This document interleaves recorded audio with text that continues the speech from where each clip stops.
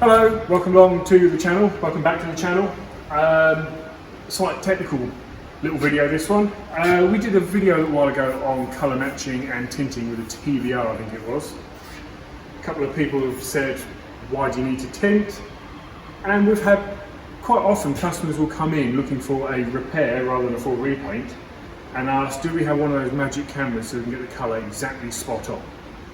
So we thought we'd discuss the magic cameras and how they're not really magic or camera, I guess, really. The spectrometer is the magic camera people are talking about. This is an additional piece of equipment to our mixing scheme. This doesn't come as part of a mixing scheme. We have to have this as a standalone item. And it is a wonderful bit of kit. However, to understand how it works, we have to understand firstly what colour is. Now, colour it's a visual perception of different wavelengths of light and how they're reflected. So different wavelengths of light correspond to different colours, and a combination of the different wavelengths determines the colour we see. So it's all actually quite a mathematical thing. It's how the light bounces off of something and how that's reflected back and our perception of that on the varying wavelength of that reflection. So what the very clever camera here does is this takes 5 images, but it's not like looking through the camera lens of your Nikon. It takes very scientific images, and what the spectrometer does is it separates the light into its component wavelengths and measures the intensity of each wavelength, and that gives it an idea of what the colour is. What this doesn't do is make colours. It's not a clever little computer in here that takes a photograph and says that's what you need to mix up to make that colour. It's purely mathematical. So what we're going to do is we'll cover, depending on when this goes out, we've either covered this or we're going to cover this with the Golf, because one of the things we have to do here is take a Spectro scan, see how close we can get the colour before we determine how much of the car we're painting, because it's not a full repaint. So, let's turn it all on. Now what we're looking for on this car is we know we need to paint this wing, the bonnet, potentially that wing, and the roof. So what we want is a colour match as close as we can to the adjoining panel. Now we will have to do a colour blend unless we're really lucky with a colour, but we need these 2 panels to match when we've finished painting it. So we'll do a colour scan of this panel. Now I've already prepared this panel in as much as we've run over this with the Cartec 4000 polish to get this paint as nice as it can be so we can get the best accurate reading, and it can see as clearly as possible that reflection that we're talking about. So we'll just place the camera on there. Instrument is probably a better word than camera, because as I say, this is not taking a traditional photograph. It is taking 5 individual readings of the light being reflected back from this panel. There we go, job saved. We'll go now into the mixing room, we'll plug it into the system and see what it's worked out, and we'll go from there. Okay, so we've now plugged the Spectro into the computer and transferred the data into the Spectral Novel, Novel's colour lab, essentially. So we've transferred the information over. We've got this one here, it's Mr. Derek's Golf. So we've now got this as a reference point. These are previous scans here we've done.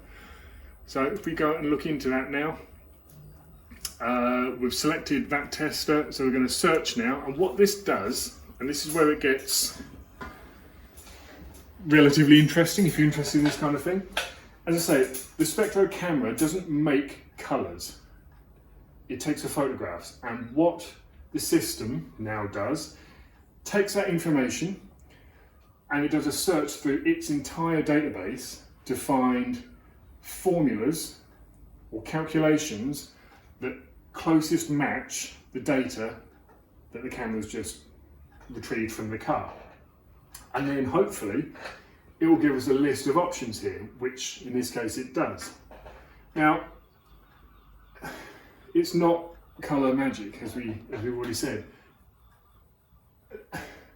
We sometimes here, if we get stuck with a colour, we have got other body shops in the area, and sometimes we'll go and get a scan from theirs, because their system, be it Glasuret, MIPA, PPG, whoever, they have a different colour database. The Novel one is superb, it's very, very in-depth, but sometimes the formula that the measurements that the camera's taken won't correlate closely enough to anything within the database. Which is why different companies can sometimes get different readings, better readings, worse readings, and so on and so forth. I hope you get the point. Straight away, this has put this into an order of how good a scan it is. And actually, they've all come out here, as you can see, as a 6, which isn't amazing. So what that's done is it's taken that image and matched it as best as it can to the colours within its own database.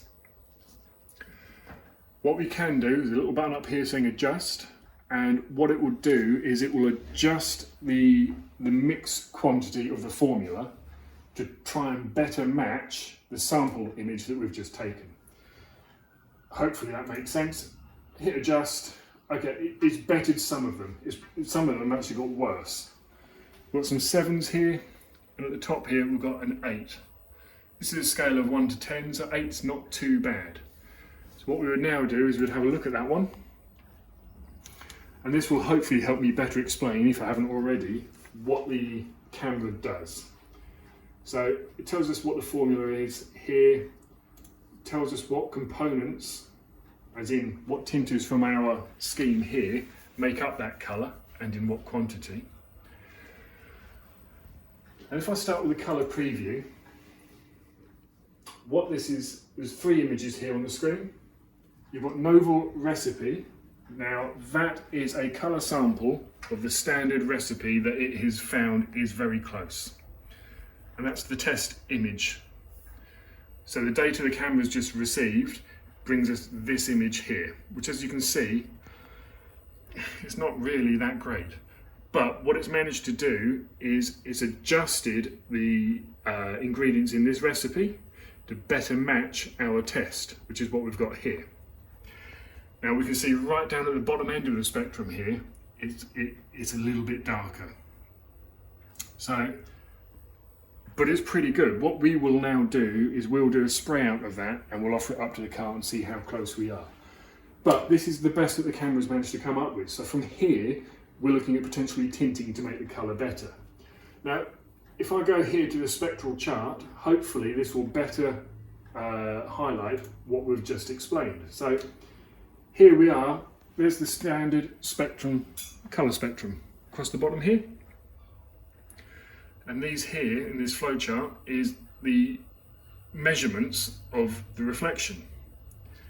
So if you see here, we've got selected formula and test formula. So the Novel formula that it's found in its catalogue is this red line here, and that is our test image data on that line there. So that's a standard comparison side by side against the standard formula and the data we've just received. If I select up here, we've got adjustment. So what that will now do, that will show me the measurements once they've been adjusted to better match that colour. And we can see here that once it's adjusted the formula to get a better balance of the colour, you can see here the white line, which is our now test, is slightly higher. No, I've got that wrong. Selected formula, it's slightly lower. So the adjusted colour that we're going to use as a spray out sample, you can see why it's slightly darker. Because mixing the ingredients to better match the colour has left us with a slight deficit here in the deeper spectrum of the red. But with the confines of the formula it's got, that's the best it can do, because the camera doesn't make colours. It can only work off of what colours are in the system and adjust them to finely balance to get the colour as right as possible. Does that make sense? It makes sense to me because we do this all the time, but I'm trying to help explain how the Spectro works, I think if we come down, let's just use a really bad one. Well, I mean, even the really bad one, see, this is where it gets tricky. Even the really bad one isn't actually that bad on a computer screen. So we've got to be, there's a degree of a leap of faith here, and we'll go with the overall score matching, and that's why we do a spray out sample. Now we might find that even the bad one down here is good, a good base, but we'll start with the best one we can. What it does also give us here, the camera can tell us the degree of sparkle. That's a metallic colour we've just done. So we've got an X3 here, which is grain size, how coarse the sparkle is in the colour. The next one down is an X2. So we can go out and have a look at the car and try and determine, is this a coarse or a fine sparkle? That'll impact which way we go as well. So there's plenty of things the camera gives us, but it's not a magic formula maker. It won't ensure you get an edge-to-edge panel perfect colour. There still needs to be a degree of skill in doing this. So that's it for this little video. I hope it's given a bit of insight into what a spectrometer can do and what a body shop can do, paint shop can do in getting the colour for you. There is no magic fix, there's a bit of skill as well. And a degree of luck. So that's it for this video. We'll be back with some classic cars very soon.